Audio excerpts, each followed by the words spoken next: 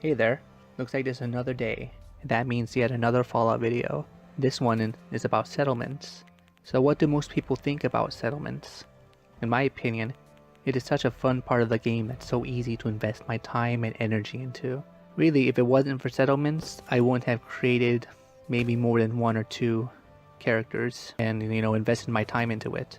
For something that was added so late in development is that it has extended the shelf life of my game experience by hundreds of hours. It has given life to the random objects in the game, making exploration feel less repetitive and more like something to look forward to. It is optional for the most part, and can be largely ignored by the casual player who doesn't really want to invest in what was a new addition to the standard gameplay mechanics. So anyway, early on, I started by seeing what I could do with the settlement mechanics. It was all pretty rudimentary, and it was all mostly about ensuring that my settlers just got what they needed, like food or water. I built a few structures of my own, like a house, and it was pretty interesting for the most part. Vanilla gameplay early on doesn't take me very far because I wasn't really aware of the extent that settlement building could go. Bethesda didn't put a thing like settlements front and center even in the game itself. A lot of us might have been left scratching our heads trying to figure this new thing out on our own. I personally ended up seeing that a lot of things were left incomplete or left a lot to be desired. I couldn't even place things where I wanted, making decoration a rather futile chore. I tried to work around the issues, but with little success. I didn't do much with settlements until I started to work with modding. Being on the console, I was rather impressed that mods were an option for me at all. Because of this, I eventually started taking advantage of what I hoped was a way to get around a lot of the restrictions that the settlement mechanics were burdened with. Over time, my settlements got more impressive. The game could now start to look more like what I envision when I think of this grand town or village in the wasteland. Being mostly creative, I like the idea of going beyond the general aesthetic of the game itself, being all that crumbling, decaying, and all the things that are just clinging to life, like the old buildings. I could restore pre-war objects, which allows me to create a brand new custom home, or perhaps add a futuristic building like the Institute has. When greater freedom is granted, this formerly flimsy addition to the game becomes robust, an invitation to jump back into the game even when the story has been played to death. So this isn't to say that a vanilla settlement has no value. The general feel of the game in the Commonwealth is all about the gritty reality of life, so generally there's no real safe place from all the violence and destruction just around the corner. From a gameplay and narrative perspective, there's a place for settlements to both fuel and advance the plot. Say in Fallout 4, it's mostly optional, but there's a couple of times where missions require a few things to be built in this mode. Depending on the player's perspective, this could be a nuisance or something to look forward to in each playthrough. Ultimately, settlements matter very little. They don't really impact the plot often and serve mostly to give the player busy work. Some would argue that a future entry in the series should just eliminate this mode altogether. I would actually agree if they just repackaged it for either a spin-off or Fallout 5 itself. Putting nothing new on the table wouldn't be giving the mode new life or a reason to be brought back. So if there's any justification for a return to settlements, it has to be bigger, bolder, and more creative than ever before. Whoever is in charge next time around must promote settlements and make it a valued part of the player's wasteland adventure. So I would suggest that Fallout 5 not only elevate settlements, but make them so important as to make them near inseparable from the overall experience. I think this is a good idea on the surface due to what a lot of people have been saying about the aging systems, which are propping up this 2-decade-old franchise. So I'm talking about the game engine itself. There's always going to be difficulty in trying out new things when developing a game, especially when those things come as a bonus late in development. The game engine simply isn't fully up to the task if we're talking about a game that has a well-designed and fleshed out mechanic for operating and designing settlements.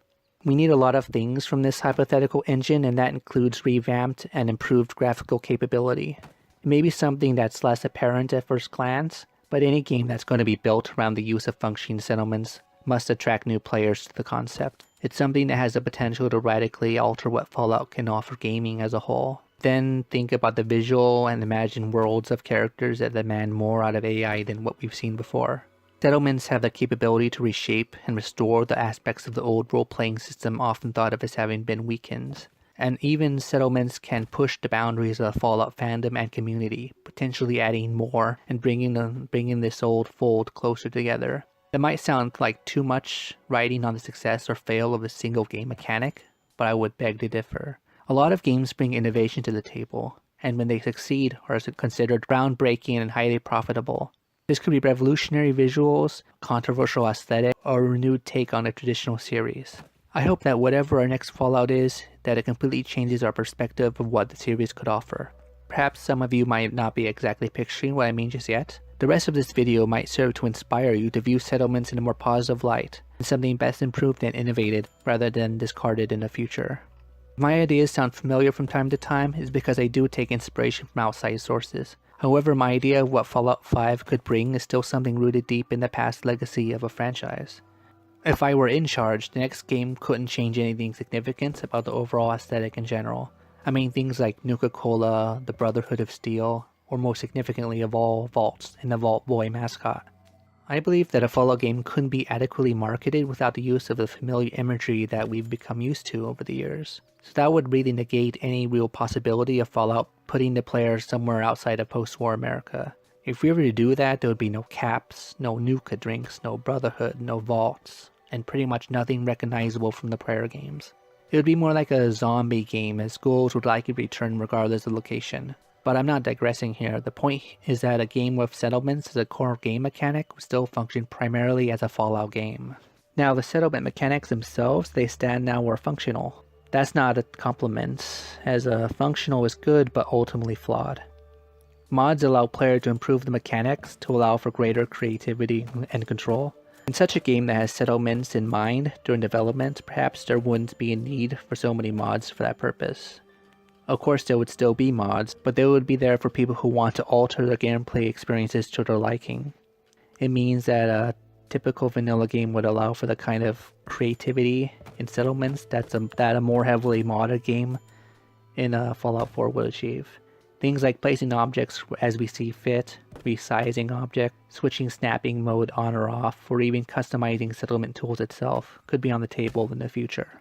If that's the case, we wouldn't be looking at a modded game, but something that's designed to be part of the core mechanic. This would demand that changes be made, such as a new game engine. Since I'm not a developer, I couldn't fully speculate as to what would be necessary, but settlements as a part of the core game would demand significant changes to design. Mods would still fill a role, and I expect that a lot would be cosmetic. People would go to the mods for graphical updates, giving characters a whole new look, and for adding the ability to construct pre-war or some other non-vanilla objects to the base game. Because settlements made it under the wire in Fallout 4, there's a lot of uniformity. We all engage the same settlement workbenches. Things are said to be mostly the same regardless of location. In our hypothetical Fallout 5, I think that it could all change for the better. In such a game, each location could be more independent of one another, giving the player new resources to use and more objects to play with. The purpose would be to influence the game's narrative, which is something I'll get into more detail later. Depending on the specific settlement the player encounters, a certain percentage of the assets would be scrappable. Assuming a vanilla game, this would vary from a lower amount like 25% to something greater like 75%. While it's unlikely that any would offer total customization, that would be done for a variety of reasons, but most significantly done to allow for some level of control over the player's influence over the world. Again, that's related to the overall narrative. The workbenches themselves would be different types spread out in a wasteland. Some would look more familiar, while others would look odd.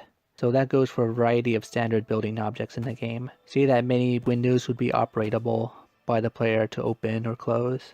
Most shelves of furniture would also be usable and would allow the player to open them or place things inside. We would be able to change decorative objects into a static form, meaning that they can't be moved around for that more permanent look. Depending on the type of material, walls and roofs would allow protection from the elements or from outside attackers. Say, picture a hail of bullets slicing through plywood walls, destroying objects in the way. NPC combatants are the reason why the vanilla game wouldn't offer total freedom to eliminate all assets. I could see something like a total scrappable settlement mod to actually break the game if done wrong. I would still put my faith that the developer could get around that with enough actual QA, but this is Fallout we're talking about, and if I've learned anything, they've come pre-packaged with bugs. Although the conflict between gameplay, story narrative using settlements, and our own creative nature should come to a reasonable balance in the vanilla game. Now, being able to create a grand settlement wouldn't matter much in this game unless it's addressed with the characters that inhabit it. In Fallout 4, this is nearly totally uniform. Settlers are all dressed the same, they look the same, they ask for the same demands and fall under the same pressures of the wasteland.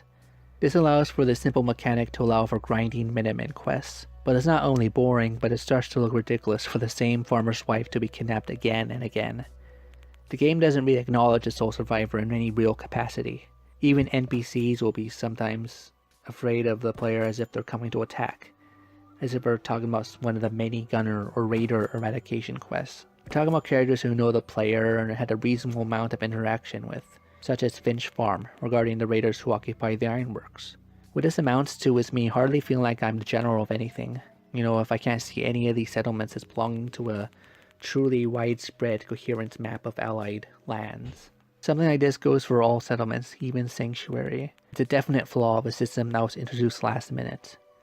It doesn't advance the game plot or really incorporate enough role-playing elements. As with the base mechanics of building structures, maintaining a relationship with settlement NPCs is going to require a redraft of how the developers approach AI in a game. To start with, we're going to need the karma back, or more specifically the reputation system, which is the term represented in the past. Any new game centered around settlements needs a way for players to interact with the NPCs in a meaningful way. There will be enough settlements scattered around to ensure that the player can achieve this main quest in a game even if they burn some bridges along the way. Depending on your fame or infamy throughout the land, the player will experience different levels of acceptance in the various settlements. In many ways, this system would place the faction system we've known so far. Factions in Fallout 4, for example, are glorified settlements anyway. The Brotherhood doesn't confiscate your things and confine you to the Prydwen, for example. The Sole Survivor is essentially a glorified mercenary for both the Institute and the Brotherhood, until perhaps the later stages of each respective faction's narrative. The Railroad is sort of an exception to some degree. Settlements as factions in themselves would really change the way that we approach the narrative system.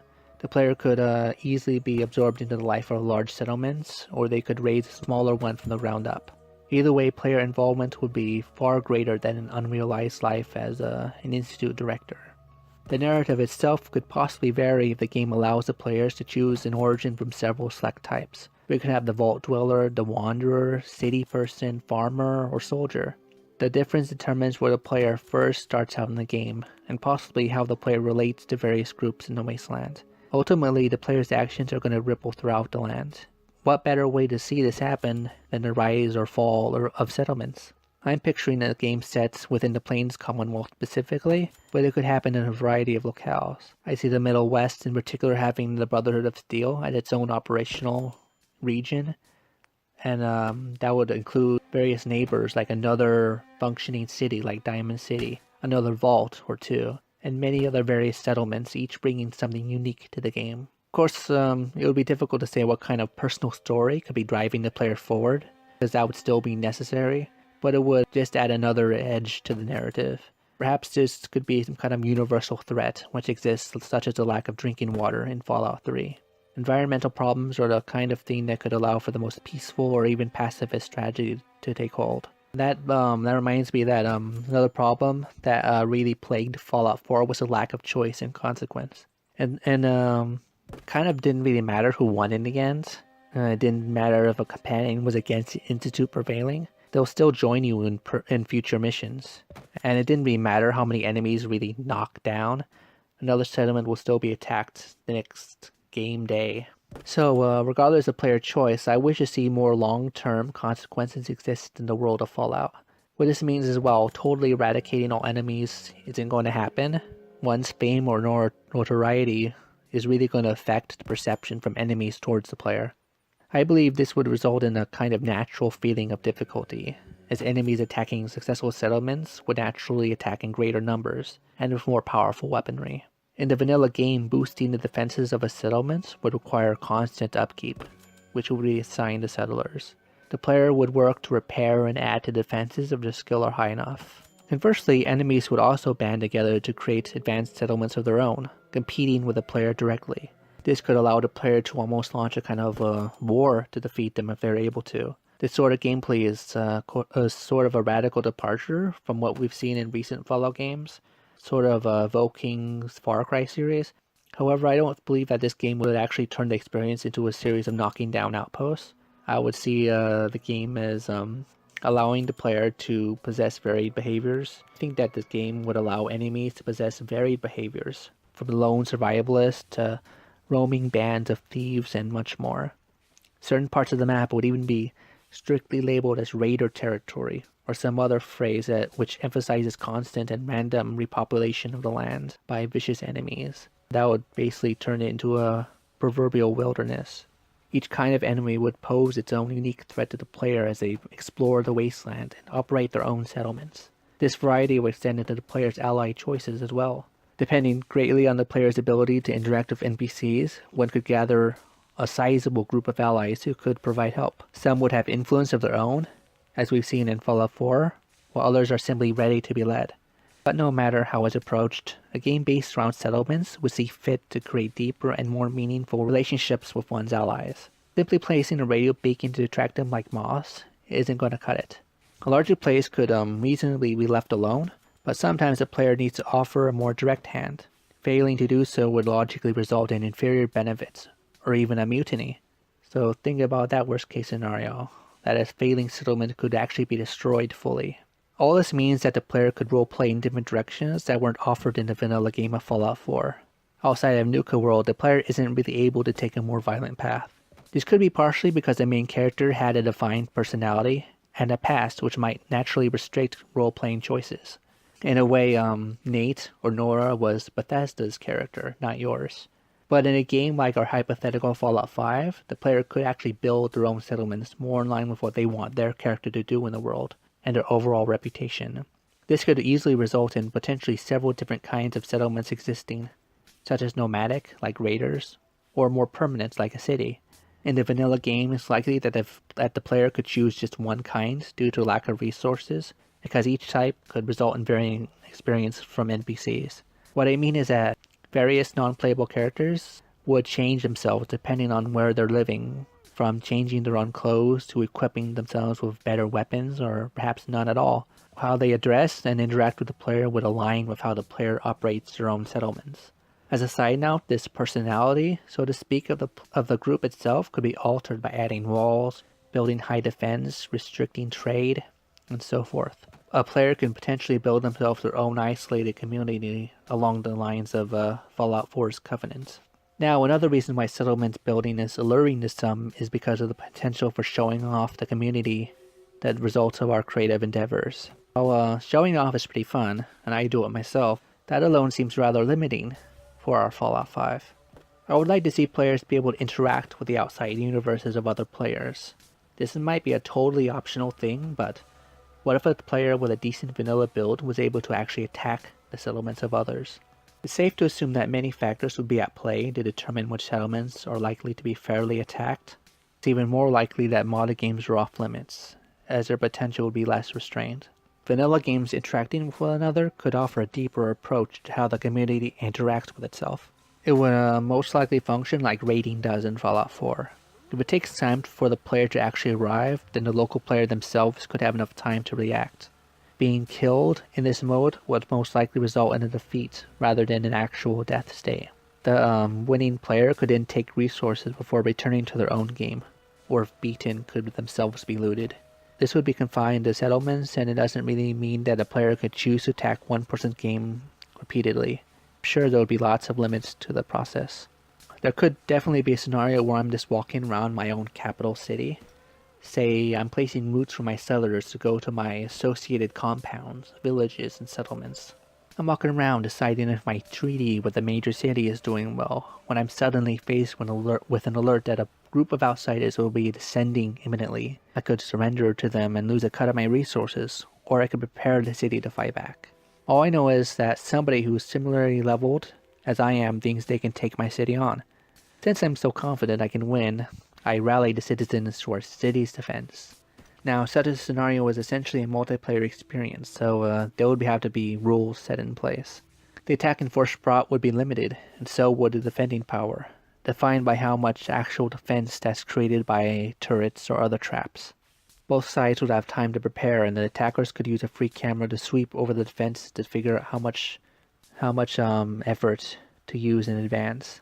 The rules overall will try to prevent players from taking advantage of the system, I can only wonder how the community would react to something like this. I mean, it's essentially multiplayer in Fallout. But as long as it's reasonably balanced and it makes sense in lore, I don't see a reason to ignore the potential completely. Imagine searching through videos of players in their time defending or attacking settlements. I think popular creators who roleplay now could gain even more attention after defending popular settlements they've built. So, after such an analysis of settlements, I'm convinced that the next Fallout game would benefit greatly from incorporating them as a foundation for the player's experience. Yes, it would be different, but I also believe that it would give us something new, while simultaneously calling us back to the prior games in the series. Improving and enriching NPC interactions and speech modes would allow us to make our settlements feel like fully populated and living spaces. Settlements could be where our characters grow and receive quests that matter to the world around them. In the end, it's going to be a Fallout experience, even in this new state. It's not going to be exactly like The Sims, Mercenaries, or Far Cry franchises. I think this series can be inspired by others while keeping its own unique style. So anyway, I would like to hear from others. If you think settlements should just be scrapped, I would like to hear why you think Fallout would be best left without them. I would actually be happy to hear more from you. Thanks for watching as usual.